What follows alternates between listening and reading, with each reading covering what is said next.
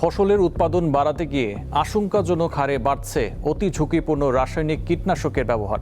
আর অতিরিক্ত মুনাফার এই কীটনাশকই এখন ধীরে ধীরে বিষিয়ে তুলছে মানুষের শরীর, মাটি, পানি ও সামগ্রিক পরিবেশ।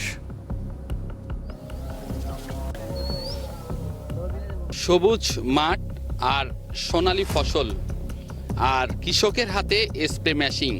কিন্তু এই স্প্রে মেশিন কি শুধু পোকা দমনেই কাজ করছে, নাকি বিষিয়ে তুলছে মানুষ, প্রকৃতি ও ভবিষ্যৎ প্রজন্মের জীবন? ফসলের মাঠে প্যারাকুয়াট সহ অতি ঝুঁকিপূর্ণ কীটনাশকের অবাধ ব্যবহার এখন জনস্বাস্থ্য ও পরিবেশের জন্য নীরব বিপর্যয়ে রূপ নিচ্ছে। কৃষকরা বলছে, ফসলে উচ্চ রাসায়নিক ক্ষতিকর বন্ধের ক্ষেত্রে সরকারিভাবে উদ্যোগ নেওয়াই প্রয়োজন। সরকার যদি কৃষকদের আপনার কেঁচো কম্পোস্ট সার, জৈব সার ইত্যাদি সার যেগুলো আছে সেগুলো ব্যবহারে যদি কোনো উদ্যোগ নেয় কিংবা আমাদের ট্রেনিং প্রশিক্ষণ দেয়, তাহলে আমরা অতি সহজেই খুব উন্নত মানের সবজি উৎপাদন করতে পারবো। আমরা যে কৃষকের যে ক্ষতি হচ্ছে, যে ঝুঁকিপূর্ণ যে রাসায়নিক সার ব্যবহার করা হচ্ছে, সরকারিভাবে এটা ব্যান করা হোক। সরকারিভাবে আমাদেরকে প্রশিক্ষণ দিয়ে নিম গাছের রস ছাই দিয়ে পোকা দমন করার জন্য সরকারিভাবে যদি কোনো ভালো উদ্যোগ বা ট্রেনিং নেওয়া হয়, তাহলে এইগুলো ফসলও ভালো হবে, মানুষও সুস্থ থাকবে, পরিবেশটাও ভালো থাকবে। গবেষকের মতে এটি পরিবেশগত সংকটই নয়, জনস্বাস্থ্য, পুষ্টি, খাদ্য নিরাপত্তা এবং গ্রামীণ জীবিকারও বড় চ্যালেঞ্জ।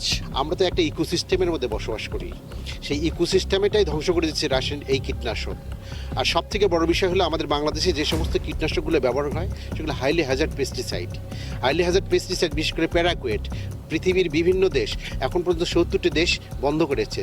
আমাদের বাংলাদেশ এ সম্পর্কিত এখন পর্যন্ত কথাবার্তা নেই। তো এই সমস্ত কীটনাশকগুলো বিশেষ করে হাইলি হ্যাজার্ড পেস্টিসাইড, এটা আমাদের দ্রুত বন্ধ করতে হবে। জনস্বাস্থ্যের জন্য এটা বড় হুমকি। নিরাপদ বিকল্প প্রযুক্তি ও বৈজ্ঞানিক কৃষি ব্যবস্থায় রূপান্তরিত না হলে এই নীরব সংকট ভবিষ্যতে আরো বড় জনস্বাস্থ্যের ক্ষতিতে পরিণত হবে। ইউসুফ আদনান, দীপ্ত সংবাদ, রাজশাহী।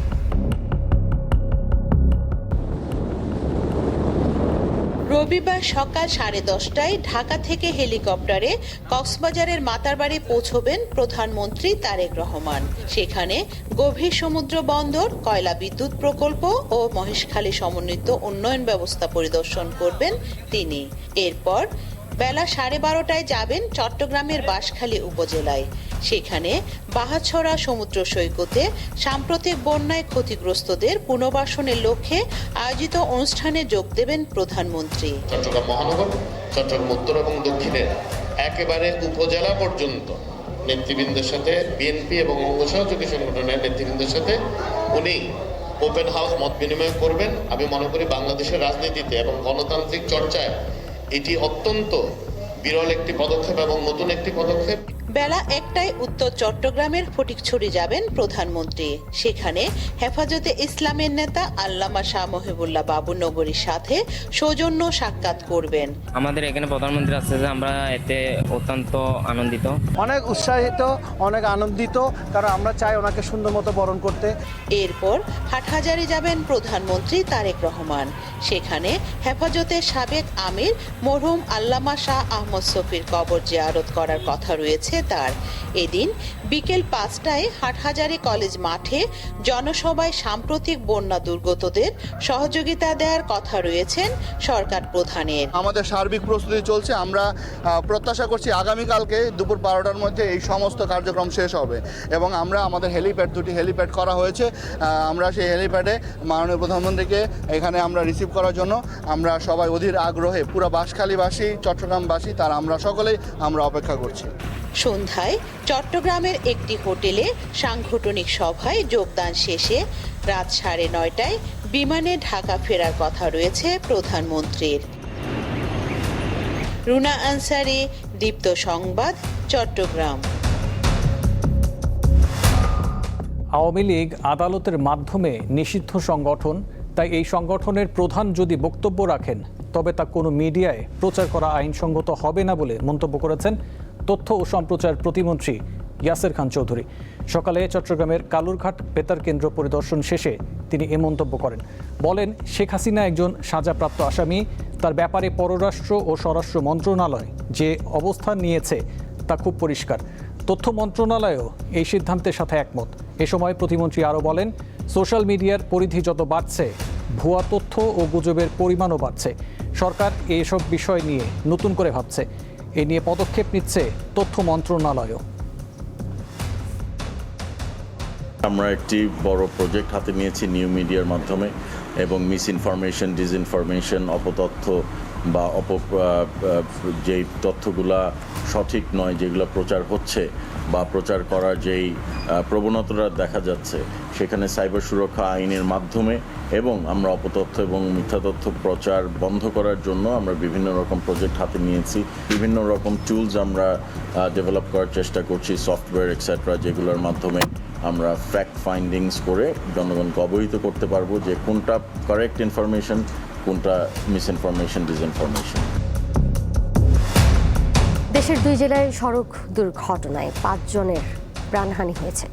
এছাড়া আহত হয়েছেন অন্তত 8 জন। সকাল 9:30টার দিকে নাটোরে গরুবাহী নসিমন ও বাসের মুখোমুখি সংঘর্ষে 3 গরু ব্যবসায়ী নিহত হন। এই ঘটনায় আহত হন আরও অন্তত 8 জন। গুরুদাসপুর নয়াবাজার এলাকায় বনপাড়া হাটি কুমরুল মহাসড়কে এই দুর্ঘটনা ঘটে। পুলিশ ও স্থানীয়রা জানান, ঢাকা থেকে রাজশাহীগামী একটি বাসের সঙ্গে চান্দাইকোনা গরুর হাটে যাওয়ার পথে গরুবাহী একটি নসিমনের সংঘর্ষ হয়। এতে ঘটনাস্থলেই 1 জন মারা যান। গুরুতর আহত অবস্থায় 5 জনকে বড়াইগ্রাম উপজেলা স্বাস্থ্য কমপ্লেক্সে নেওয়ার পর আরও 2 জনের মৃত্যু হয়। এদিকে কিশোরগঞ্জের পাকুন্দিয়ায় যাত্রীবাহী একটি বাসের ধাক্কায় ব্যাটারি চালিত অটোরিকশা চালক ও 1 যাত্রী নিহত হয়েছেন। কুমিল্লায় সোহাগী জাহান তনু হত্যা মামলার একমাত্র আসামিকে আবারও গ্রেপ্তার করা হয়েছে। হাইকোর্টের দেওয়া জামিন স্থগিতের পর নির্ধারিত সময় আত্মসমর্পণ না করায় অবসরপ্রাপ্ত সেনা সদস্য হাফিজুর রহমানকে পুনরায় গ্রেপ্তার করে police bureau of investigation PBI. শনিবার ঢাকার কেরানীগঞ্জের নিজ বাসা থেকে তাকে গ্রেপ্তার করা হয়। আসামি পালিয়ে যেতে না পারেন এবং আপিল বিভাগের চেম্বার আদালতের নির্দেশনা বাস্তবায়নে এই পদক্ষেপ নেওয়া হয়েছে বলে জানিয়েছেন মামলার তদন্ত কর্মকর্তা। তাকে কুমিল্লা আদালতে পাঠানোর প্রক্রিয়া চলছে বলেও জানান তিনি। এর আগে গত 2 আগস্ট হাইকোর্ট থেকে জামিন পাওয়ার পর 4 আগস্ট কুমিল্লা কেন্দ্রীয় কারাগার থেকে মুক্তি পান হাফিজুর রহমান। পরে ওই জামিন আদেশ স্থগিত চেয়ে লিফট আপিল করে রাষ্ট্রপক্ষ। এর পরিপ্রেক্ষিতে 6 আগস্ট আপিল বিভাগের চেম্বার আদালতের বিচারক হাইকোর্টের দেয়া জামিন 9 আগস্ট পর্যন্ত স্থগিত করেন। একই সঙ্গে হাফিজুর রহমানকে 24 ঘন্টার মধ্যে আত্মসমর্পণের নির্দেশ দেওয়া হয়। সড়ক সংস্কার কাজের কারণে ঢাকা চট্টগ্রাম মহাসড়কের কুমিল্লা অংশে প্রায় তীব্র যানজটের সৃষ্টি হয়। গতকাল থেকে এই যানজটের পরিমাণ বেড়ে যাওয়ায় ভোগান্তিতে পড়তে হচ্ছে জনসাধারণকে। শনিবার যানজট আরও তীব্র আকার ধারণ করে।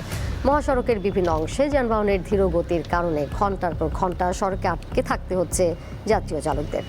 মহাসড়কের কুমিল্লার আমতলী অংশে সংস্কারের কারণে যানবাহনের চাপ বেড়ে যাওয়ায় পরিস্থিতি ভয়াবহ আকার ধারণ করে।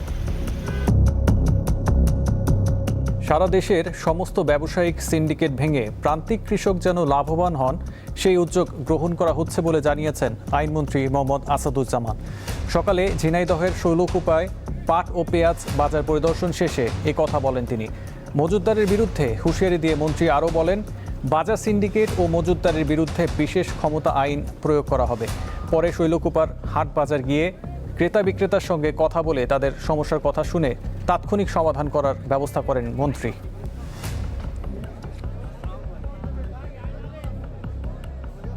কৃত্রিম সংকটে এক ধরনের ধরেন মজুতদারি, এই মজুতদারির বিরুদ্ধে আইন আছে এবং যারা মজুতদারি করে আপনাদের অবগতির জন্য জানাচ্ছি 1974 সালের বিশেষ ক্ষমতা আইন যেটা করে দিয়ে গেছে, সেখানে মজুতদারের সর্বোচ্চ শাস্তি মৃত্যুদণ্ড। শুধু যারা মজুতদারি করবেন তারা ভেবে চিন্তা করবেন। আমরা সমস্ত সিন্ডিকেট ভেঙে, সমস্ত সেক্টরের সব সিন্ডিকেট ভেঙে আমরা প্রান্তিক কৃষক যাতে লাভবান হয় সেদিকে এগিয়ে যাব। নেত্রকোনা ও লক্ষ্মীপুরে আগুনে পুড়ে গেছে বহুতল ভবনসহ বহু ব্যবসা প্রতিষ্ঠান। শুক্রবার রাত 10:45টার দিকে নেত্রকোনা শহরের বড় বাজারে ভয়াবহ অগ্নিকাণ্ডের ঘটনা ঘটে। এতে 2টি বহুতল ভবনের বহু দোকান ও বেশ কয়েকটি বসতঘর পুড়ে গেছে।